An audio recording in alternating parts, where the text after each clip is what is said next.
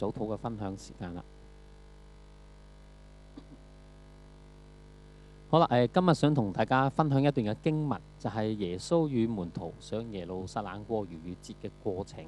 咁咧經文就係來自馬可福音10章32至44節。咁揀呢段經文嘅目的咧，因為咧我哋都就嚟放長假啦，咁其實都係迎接咧耶穌係呢個受難啦同埋復活嘅。咁呢段經文咧點解會揀呢？個原因咧就因為咧過往好多嘅教會嘅傳道人啦都會講類似嘅經文，但係咧個重點咧都係講譬如耶穌嘅受難啦。咁但係咧我今次咧就想換另一個角度，就講下耶穌點去迎接呢個苦難嘅過程喎，同埋喺門徒嘅立場，同埋站喺耶穌嘅立場咧，究竟係點樣睇呢件事嘅？咁我哋咧就首先睇經文先啦。嗱，咁所有經文就列咗出嚟啦。不過咧，我哋咧就主要咧就睇下紅色嗰啲先。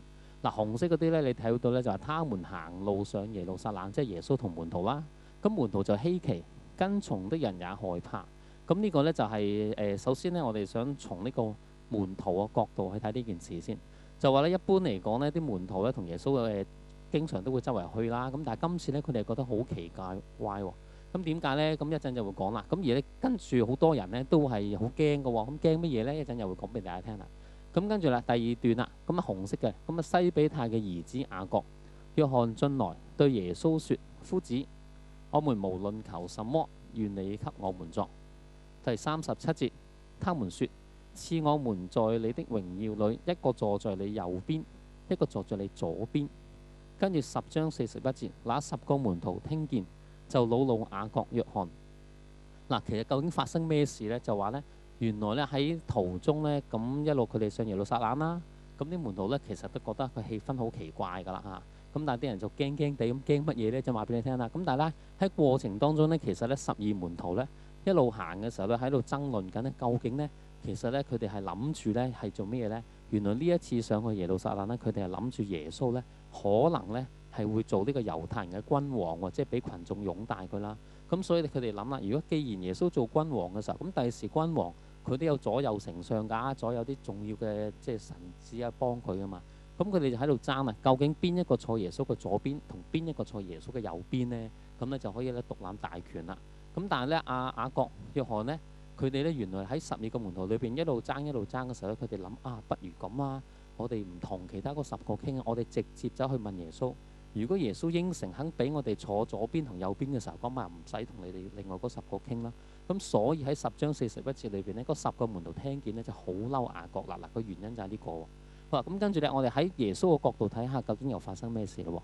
咁10章32節咧就話耶穌走在前頭，跟住之後呢，下一節就話：看哪，我們上耶路撒冷去，人子將要被交給祭司長和文士，他們要定他死罪，交給外邦人。他們要戲弄他，吐唾沫在他臉上，鞭打他，殺害他。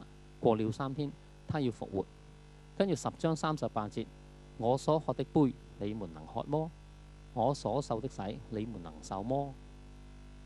好啦，跟住再睇咯。跟住10章40節就話：只是坐在我的左右，不是我可以賜的，乃是為誰預備的，就賜給誰。跟住只是在你們中間，不是這樣。你們中間誰願為大，就必作你們的用人；在你們中間誰願為首，就必作眾人的僕人。嗱，其實成件事咧，你睇翻，你如果站喺耶穌嘅角度裏邊呢，嗱，耶穌走去前頭，咁點解呢？其實咧要特別咁樣寫咧，平時唔係咁噶啦，應該係。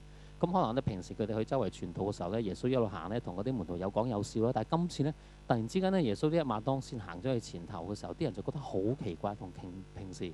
因為諗下，如果耶穌一個人喺前面，即係佢唔會同其他人傾偈咧，咁即係啲人覺得，咦，事態好嚴重喎，比平時有啲唔同喎。咁跟住嗰次咧，就耶穌就原來嗌啲門徒過嚟咧，就話俾佢聽嗱，佢好清楚話俾嗰啲門徒聽呢，其實佢上去耶路撒冷係做乜嘅咧？係要受苦嘅，受鞭打同埋受害嘅，仲要咧係被殺要復活。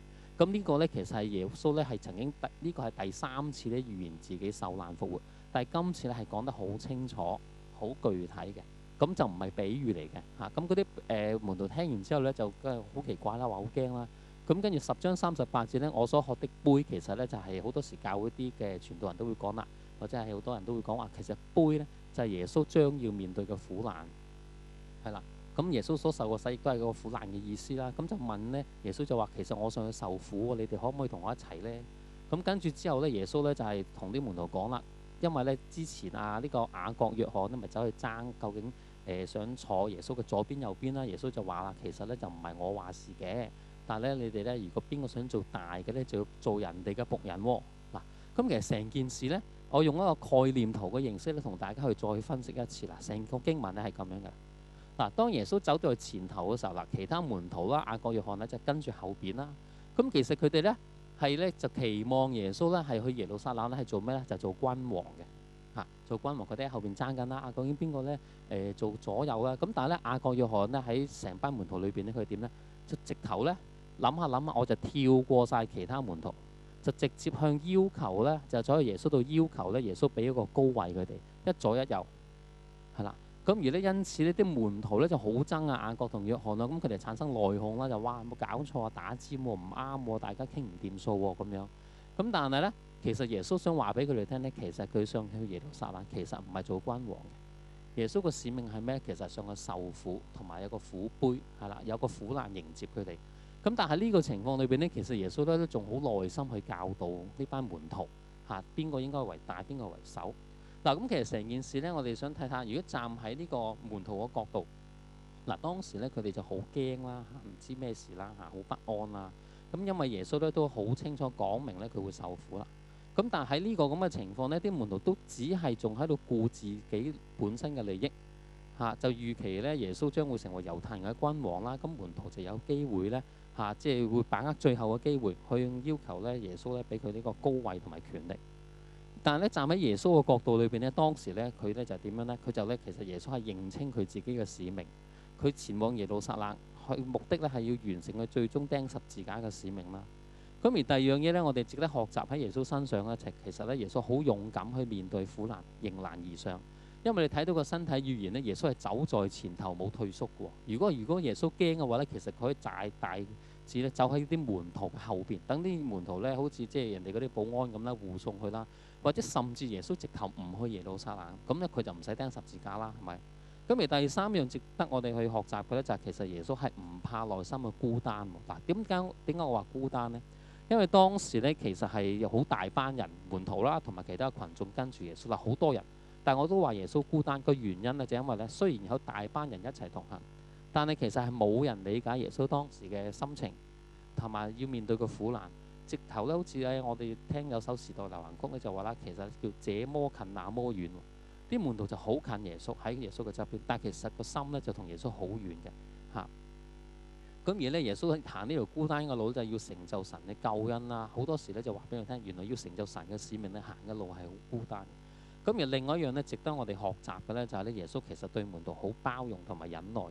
因為門徒當時喺度內訌，喺度爭高位嘅時候，但係你留意喎，耶穌係啱啱話咗俾佢哋聽呢，佢要去受苦受難，要去死喎。竟然冇人上去安慰耶穌，不特止，仲喺度內訌，仲喺度爭高位嘅時候。而你諗下，如果你係耶穌喺咁需要人係支持幫助嘅情況之下，呢啲門徒仲喺度內訌嘅時候，你會點呢？你係咪會責罰佢哋，去鬧佢哋，甚至可能行個神蹟，令到佢哋呢係患病啊，或者呢令到佢哋唔知點樣啦？咁但係耶穌一句責備嘅説話都冇，反而咧去內心去教佢哋啊，原來咧你要做大嘅咧，反而咧就要服侍細嘅。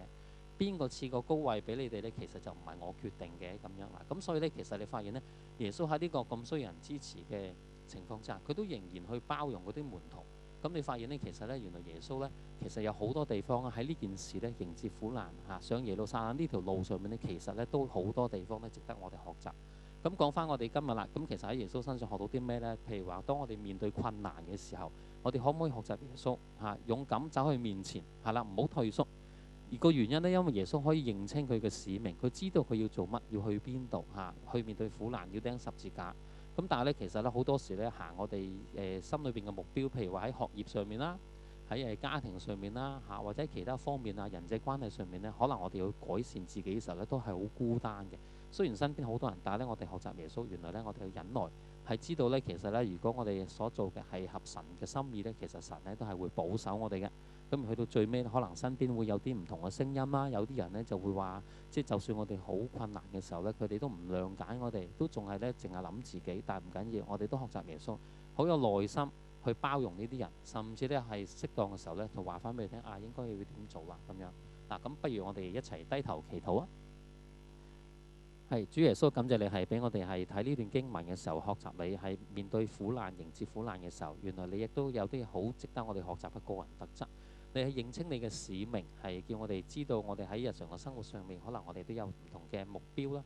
咁叫我哋亦都認清我哋嘅目標，努力去做嘅時候，靠住主耶穌你，我哋去迎難而上。係雖然身邊咧有好多嘅唔同嘅聲音啦，可能有啲人會講一啲唔同嘅説話，令到我哋信心動搖。但係都求主耶穌叫我哋效法你自己，真係靠着天父係嘅帶領，真係能夠係認清自己嘅目標，去做好你自己嘅使命。亦都叫我哋做好我哋譬如自己嘅目標啦，無論學業上面啦、家庭關係啦，同埋同朋友同學關係，都求主賜我哋力量，係求主聽我哋禱告，將今日嘅學習都交喺主你嘅手裏邊，祈禱奉耶穌名求，阿門。